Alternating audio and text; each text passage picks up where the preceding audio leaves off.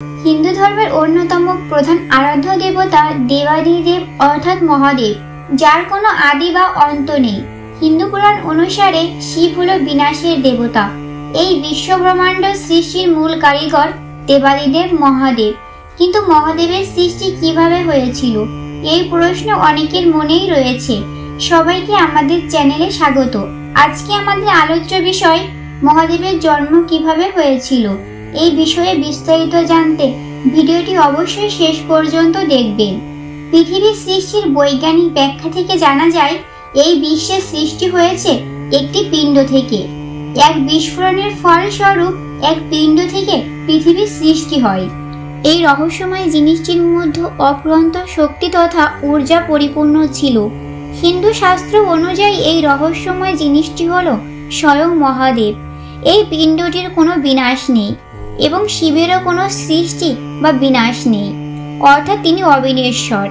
শিব পুরাণ অনুযায়ী আমাদের বিশ্বব্রহ্মাণ্ডে 11 জন রুদ্র বিরাজমান। সৃষ্টির সমস্ত জিনিসের মধ্যে এক বিশেষ শক্তি থাকে। জন্ম থেকে মৃত্যু পর্যন্ত যার অস্তিত্ব থাকে, সৃষ্টির মহাশক্তি ভগবান শিব কিন্তু সবকিছুরই সৃষ্টিকর্তা। তাহলে তার সৃষ্টি তথা জন্মর পিছনে কি ব্যাখ্যা রয়েছে? কথিত আছে, একবার এক ঋষিমুনি ভগবান শিবকে জিজ্ঞাসা করেছিলেন, হে প্রভু, আপনার পিতার নাম কি? আপনার সৃষ্টি বা কি করে হলো? মহাদেব বললেন, সংসারের সৃষ্টিকর্তা ব্রহ্মাই হলেন আমার পিতা। তখন সেই ঋষি জিজ্ঞাসা করলেন, হে প্রভু, তাহলে আপনার পিতামহের নাম কি? তখন মহাদেব বললেন, সৃষ্টির পালনকর্তা বিষ্ণুই হলেন আমার পিতামহ। সেই ঋষি কৌতূহল অনেক বেড়ে যায়। তিনি জিজ্ঞাসা করে বসলেন, হে প্রভু, আপনার পিতা শ্রী ব্রহ্মা, পিতামহ শ্রী বিষ্ণু, তাহলে আপনার প্রপিতামহ কে?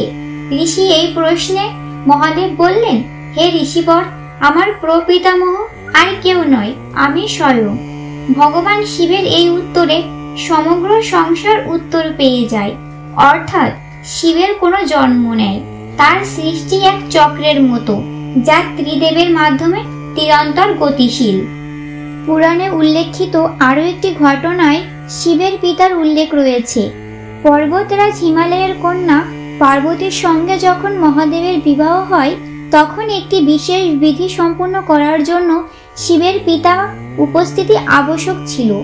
এরকম একটি মুহূর্তে সমস্ত দেবতারা, মুনি ঋষিরা সমস্যায় পড়লেন, কারণ তারাও জানেন না মহাদেবের পিতাকে। তখন মহাদেব এটি সমস্যার সমাধান করতে মহারিষি অর্তি ও তার স্ত্রী অনুসূয়াকে নিজের পিতামাতার কার্য সম্পূর্ণ করতে বললেন। এত বড় একটি দায়িত্ব পেয়ে অর্তিমুনি অন্তত খুশি হলেন এবং বারবার মহাদেবকে প্রণাম করতে লাগলেন। শিব পুরাণে উল্লেখিত আর একটি ঘটনা, যখন ভগবান ব্রহ্মা ও ভগবান বিষ্ণুর মধ্যে সংঘর্ষণ হচ্ছিল, যার কারণ ছিল দুজনের মধ্যে কে শ্রেষ্ঠ তা নির্ধারণ করা, তখন সেখানে এক বিশাল পাথরের আবির্ভাব ঘটে, যার কোনো আদি বা অন্ত ছিল না। এই বিশাল পাথর আর কেউ নয়, স্বয়ং মহাদেব ছিলেন।